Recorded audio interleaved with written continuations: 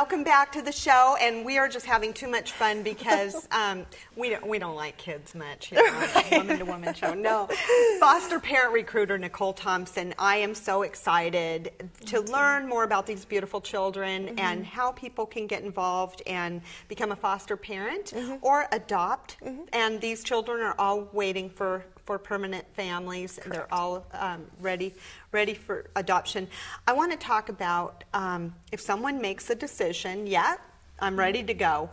They call you. What's the process going to be like? Absolutely. So when you all call that 1-800 number to find out about foster parenting, yes, they will get some basic information from you and then send information to you about training and orientation in your local county. So this number is a great statewide number for your first contact. Your local office will then follow up with a call to you about the local training and give you more detail about the process. So I'll give you a little insight. Okay. That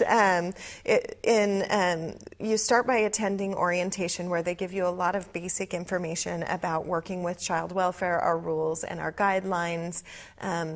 In Washington County specifically, I know we give the application packet for people, which is all the fun government paperwork that you get to fill out to apply to be a foster parent.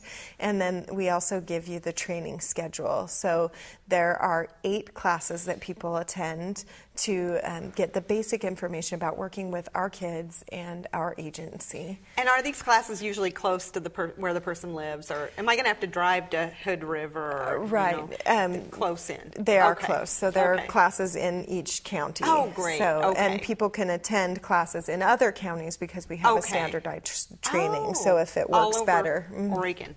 Yes. So. Oh, good. Yeah. So then that's, after these classes, then would you begin to wait till you get the call for a child? So once a family has completed the classes, then we do criminal background checks. We check our agency to see if there's any history of child abuse or neglect.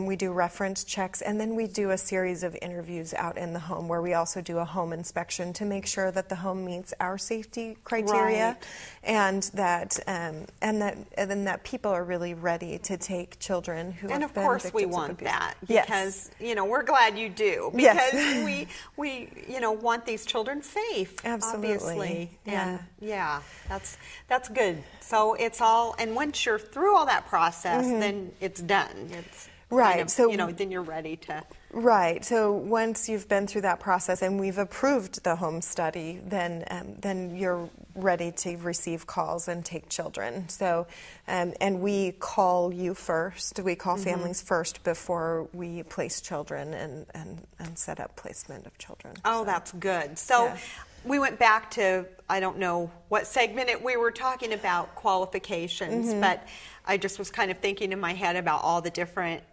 types of family. Can you be any political affiliation, any religious affiliation? Correct. Can you be a slob?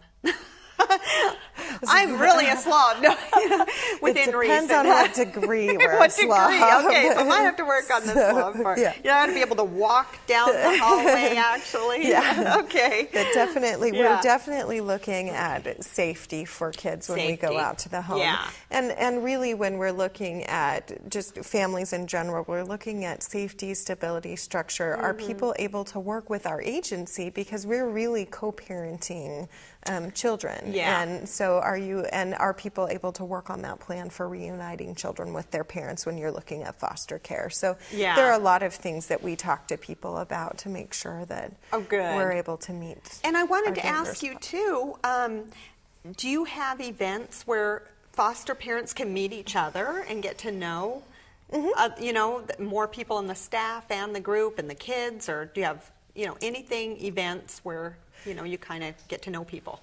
Yeah, so once people are certified to become foster parents, there are support groups out there for them to meet more foster families.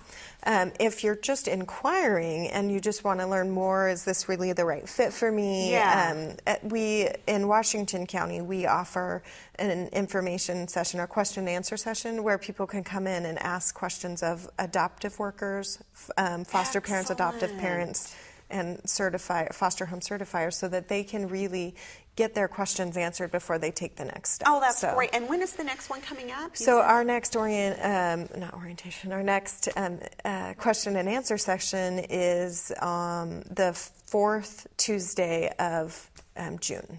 Okay, so it's the 4th Tuesday of every month. Yes. And you could call that number and kind of find out where and when and all the details. Correct. So once a month, you can go do this and be totally no commitment of any kind. Right. You just come in and get information. Absolutely. And then do you also have information people can call and get sent to their house? Absolutely. That's a good thing. Yes. So by calling the 1-800 number, that will start that process. They'll send you some information first. There's a pamphlet that you'll get on foster care and adoption that really outlines a lot of really great questions that people ask about our program. Oh, good. Yeah. And I know you sent me some stories that were just amazing. And you know, it's just fantastic how when people take a scary step, the rewards that wait for you, you know, for doing it. I'm sure, you know, you've heard so many stories, and in fact, I was just telling you, you know, let's get some families on here next time and see for real, you know, what the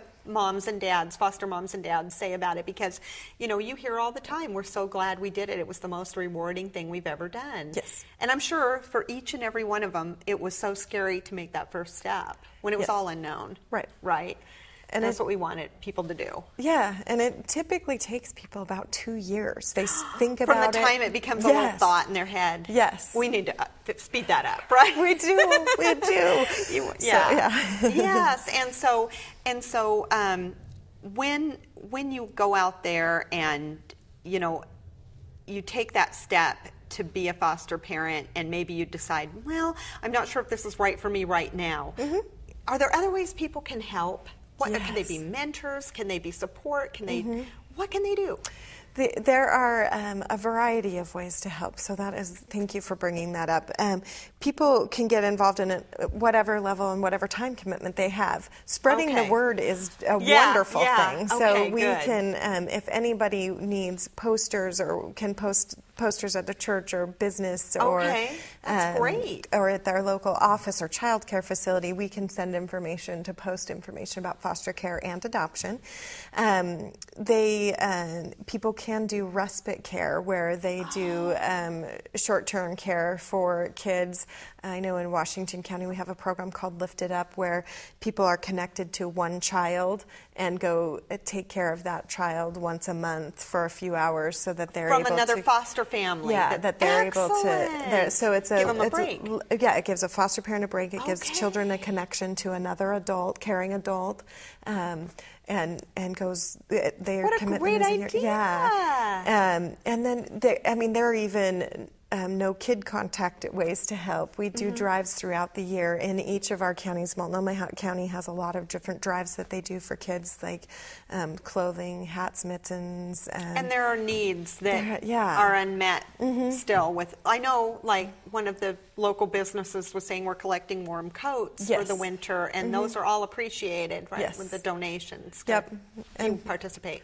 Yep, and people can make donations to local offices. And we're looking for item donations, of course, like school supplies, or because that's a tough time of the year, and the holidays get tough. Definitely. So there are just different times of the year that people could help. We always need new socks and new underwear, because oftentimes kids come into care without. Of course, all sizes. You know, and oh my gosh, we have so much to talk about. But one last thing I want to talk about is these precious children when they.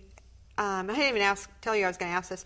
When when they're 18, what happens to them, and how can we, you know, help out? What do they need? Do they just all of a sudden need an apartment, and can, you know, can people help support that, or what are the needs of these kids when they're 18? That is a whole That's other a whole other show. I know. Okay. No, but I do think it is an important topic to talk about, because it isn't just that when a child turns 18 we turn them loose and set them free. Kids, if they turn 18 and they're still in high school, we remain involved with kids. If kids are involved in our independent living program, where they get life skills, work skills, then we stay involved with kids. So sometimes they'll stay in foster care in some loose fashion until they're 21. Sure. But we do have a number who do at 18 try to be on their own. That they've completed high school or an equivalency and do age out and are on their own. So there are programs that are being created to give kids some assistance. Because I know my own kids, you know, were no way ready to have all the answers and do everything at 8. So can people in the community, are there ways for them to help out too? If they call, they can be given some ideas for ways to help all ages.